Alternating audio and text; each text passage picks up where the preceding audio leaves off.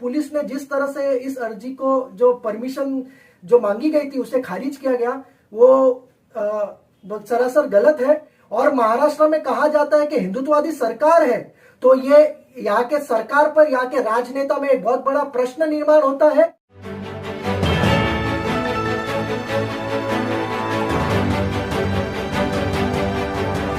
आप देख रहे हैं प्रवासी संदेश। किसी भी शहर की खूबसूरती वहां के लोगों की कौमी एकता से होती है।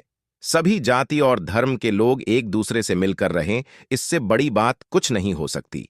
इस मामले में महाराष्ट्र के मीरा भायंदर शहर के लोग बड़े खुशकिस्मत हैं।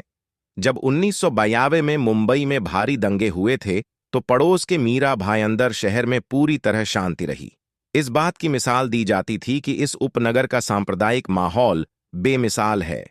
लेकिन पिछले महीने जब अयोध्या में रामलल्ला की प्राण प्रतिष्ठा हो रही थी, उस दौरान कुछ शरारती तत्वों ने इस इलाके के खुशनुमा वातावरण में जहर घोलने का प्रयास किया, जिसे स्थानीय पुलिस ने समय रहते शांत कराया और उपद्रव करने वालों पर सख्त कार्रवाई करते हुए कई लोगों को जेल की सलाखों में डाल दिया।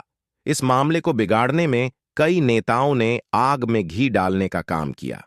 भाजपा नेता नितेश राणे और चित्रा बाघ ने शहर में आकर घायलों से मुलाकात की और ऐसे वक्तव्य दिए कि एक वर्ग में उससे नाराजगी बढ़ना लाजिमी था।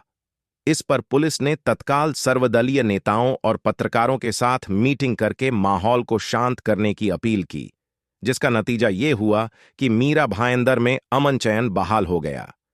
इसके बावजूद पुलिस द्वारा रिजर्व फोर्स की कई टुकड़ियां जगह जगह तैनात की गई हैं, जो अब भी मौजूद हैं। सब कुछ नॉर्मल हो ही रहा था, तभी हैदराबाद के भाजपा विधायक टी राजा सिंह ने मीरा भायंदर आने की घोषणा कर दी। इसी बीच ओवैसी की पार्टी के नेता वारिस पठान भी आए, जिन्हें पुलिस ने मीरा भायंदर में घुसने ही नहीं दिया और दहीसर चेक नाके से ही गिरफ्तार करके वापस भेज दिया। उधर पुलिस द्वारा टी राजा को शहर में रैली करने की परमिशन देने से इनकार कर दिया गया। पुलिस ने टी राजा सिंह की रैली को परमिशन न देने का जो पत्रक जारी किया है, उसमें उन तमाम मामलों का भी जिक्र है कि उन पर भड़काऊ भाषण देने के कितने मामले कहां-कहां दर्ज हैं। इसी बीच राजा सिंह ने एक और वीडियो जारी करके इस बात के संकेत दे दिए कि उनको रैली के लिए पुलिस परमिशन दे या न दे, वे हर हाल में मीरा रोड आएंगे। राजा सिंह के इस वीडियो से पुलिस का टेंशन बढ़ना तो तय है। अब देखना है पुलिस किस तरह का एहतियात बरतती है। पुलिस से निवेदन है परमिशन दे, परमिशन दिए गुड, नहीं दिए कोई प्रॉब्लम नहीं, कार्यक्रम तो होगा किसी हाल में। यानी 25 तारीख के दिन शाम 5 बजे मीरा रोड पर कार्यक्रम होगा, किसी भी हालत में कार्यक्रम होगा। इस दौरान जोर शोर से यह चर्चा भी हुई कि टी राजा सिंह किसके बुलाने पर मीरा भायंदर आने वाले थे।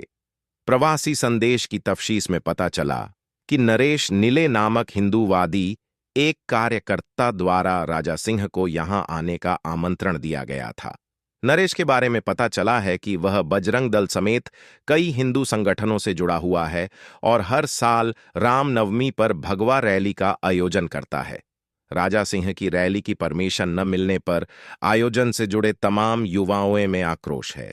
इस बारे में एडवोकेट कुश खंडेलवाल ने क्या बताया, आप भी जान लीजिए। नमस्कार, जय श्री राम। मैं एडवोकेट खुश खंडेलवाल, संस्थापक हिंदू टास्क फोर्स।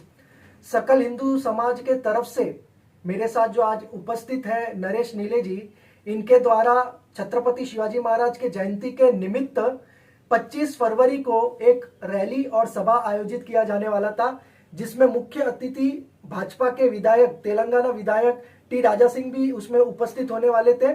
लेकिन इनके द्वारा पुलिस से जब परमिशन मांगी गई तो पुलिस ने उसे खारिज कर दिया।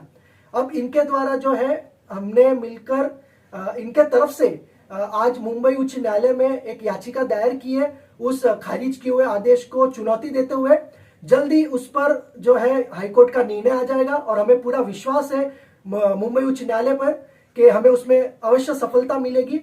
साथ ही साथ मैं एक बात कहना चाहूंगा कि पुलिस ने जिस तरह से इस अर्जी को जो परमिशन जो मांगी गई थी उसे खारिज किया गया वो सरासर गलत है, क्योंकि महाराष्ट्र में 2 जगह में जो है हाल ही में राजा भैया की सभाएं हुई और सर्वोच्च न्यायालय के आदेश के बाद हुई है।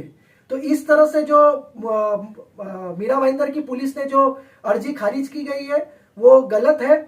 और ये जो सभा होने वाली थी ये मात्र छत्रपति शिवाजी महाराज के जयंती के निमित्त में होने वाली थी।